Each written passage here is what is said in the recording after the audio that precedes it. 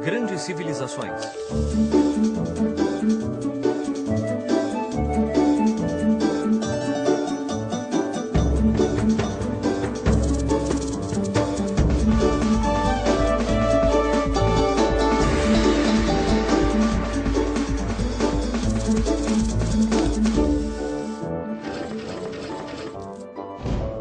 O Antigo Egito, primeira parte.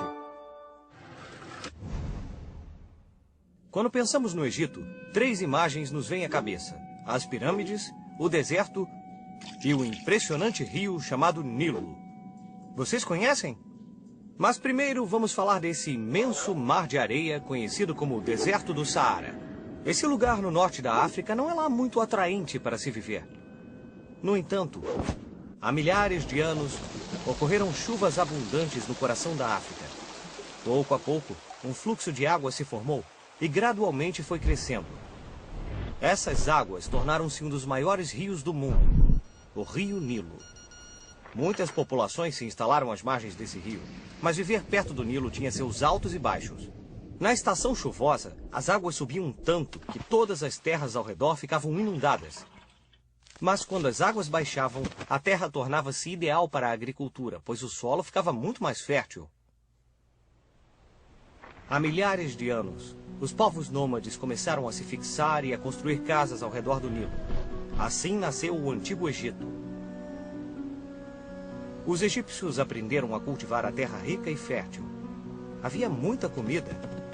Isto significava que, em vez de ir em busca de comida, o povo egípcio poderia ficar em um só lugar, plantando todos os alimentos que precisavam. Você tinha que procurar comida o tempo todo, mamãe? Sim, mas não é mais preciso, querida. O povo egípcio usava as cheias do rio Nilo em seu benefício de forma muito inteligente. Eles inventaram um sistema de irrigação que fazia crescer ainda mais a plantação. Profissões como a do agrimensor foram inventadas. Assim como os engenheiros modernos, os agrimensores mediam as terras, projetavam os canais de irrigação e muitas outras coisas. Os pesquisadores começaram a usar cálculos matemáticos para ajudá-los no planejamento. Mais tarde, esse conhecimento de matemática ajudaria os egípcios a realizar grandes obras. O Nilo trouxe aos egípcios um outro benefício: o comércio. Os alimentos e outros bens produzidos pelos egípcios eram transportados em barcos e vendidos ao longo do rio. Assim, o Nilo tornou-se importante via para o transporte de mercadorias e pessoas, facilitou as negociações e fez dos egípcios um povo muito rico. Com a abundância de riqueza, de alimentos e com a facilidade de comércio, a civilização egípcia começou a crescer. Tudo graças ao rio Nilo. 3.000 anos de história. Há mais de 5.000 anos, por volta do ano 3.500 a.C., o desenvolvimento do comércio e da agricultura ajudou algumas aldeias às margens do Nilo a se tornarem muito ricas e poderosas. Assim, outras importantes cidades começaram a crescer ao longo do rio. Quase 3.000 anos antes de Cristo, o rei Menes criou uma capital em Mênfis e unificou os reinos do Alto e do Baixo Egito. O símbolo do Alto Egito era uma coroa branca e do Baixo Egito, uma coroa vermelha.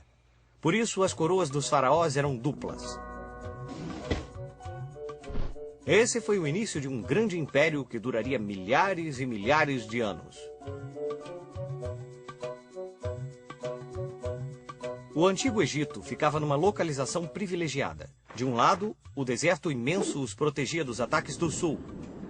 E do outro lado, o rio Nilo fornecia alimentos e permitia o comércio e o contato com outras aldeias. Manter a unidade do Egito foi difícil para os governantes, já que havia muitos inimigos que queriam invadir suas terras e roubar as riquezas. Os faraós governaram o Egito por mais de 3.000 anos. Imaginem tudo o que aconteceu desde o início do calendário cristão até agora. E os egípcios governaram ainda mais 1.000 anos. É muito tempo! A pirâmide social. Os egípcios organizaram a vida social como uma grande pirâmide. Diferentes grupos de pessoas tinham importância diferenciada. No topo da pirâmide social ficava o faraó. Os faraós governavam o Egito. Todas as riquezas do império lhes pertenciam e eles eram adorados como deuses. Mas a vida do faraó não era simples. Sua obrigação era manter a ordem, controlar a economia, as leis da natureza, as estações do ano, as cheias do Nilo, o movimento dos planetas. Nossa! Era muito trabalho para uma pessoa só. Depois dos faraós, os mais importantes eram os sacerdotes. Sua atividade era servir aos deuses, fazer oferendas e rituais em cada um dos templos egípcios. Depois dos sacerdotes vinham os escribas, cuja habilidade era saber escrever. Embora hoje em dia a gente aprenda a escrever na escola, no Antigo Egito apenas os privilegiados podiam aprender. Isso lhes deu muito poder.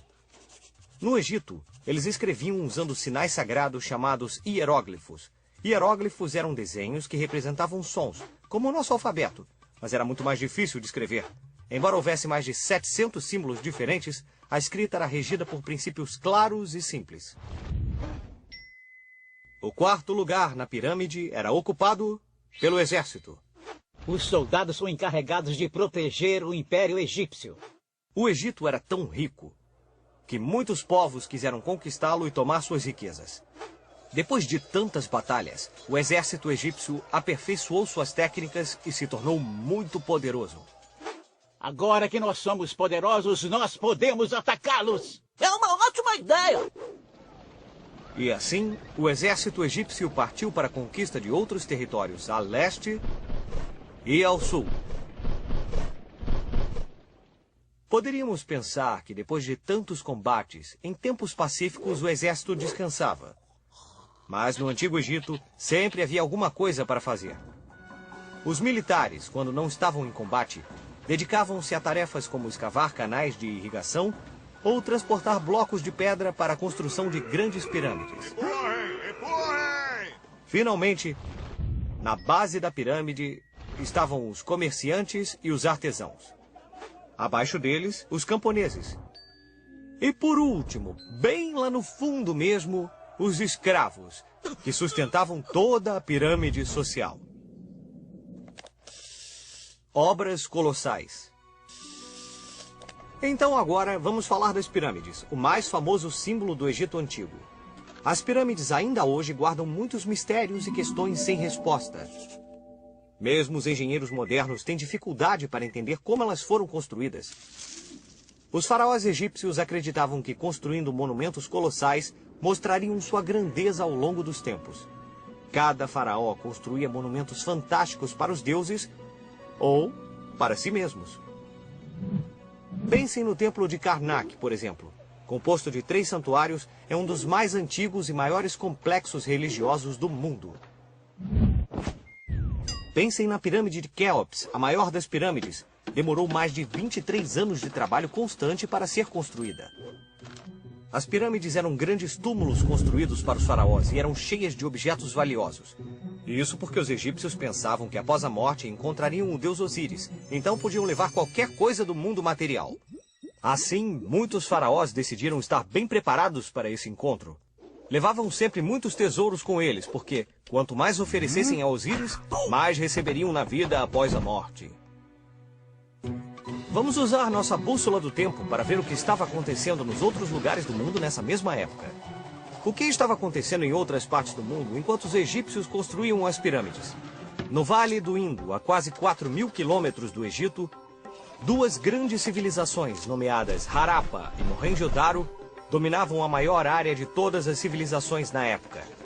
Mais de 1 milhão de quilômetros quadrados. E assim como as águas do rio Nilo levaram o Egito Antigo ao desenvolvimento, as águas do rio Indo também foram vitais para essas 2 cidades. Porque assim como o Nilo, o rio Indo subia uma vez por ano e deixava as terras às suas margens mais férteis. E assim os povos que viviam nesses vales acumularam grande riqueza, tornando-se pioneiros no comércio de artigos de luxo, tais como pedras preciosas e animais exóticos. Vestígios desses comerciantes foram encontrados em lugares tão distantes quanto a Mesopotâmia. Quer dizer que esses comerciantes antigos viajavam para tão longe? Parece que sim. E não é só isso. Vestígios da cultura Harappa também foram encontrados no Irã e na costa oeste da Península Arábica. Na segunda parte do episódio sobre essa apaixonante civilização, nenhum segredo do Antigo Egito que nos foi revelado é tão assustador quanto o da maldição de Tutankhamon. Quando a tumba de Tutankhamon foi aberta em 1922, todos ignoraram os avisos sobre a maldição. Ao longo dos anos, várias mortes misteriosas aconteceram com quem estava lá no dia da descoberta. Desde então, fala-se sobre a maldição de Tutankhamon.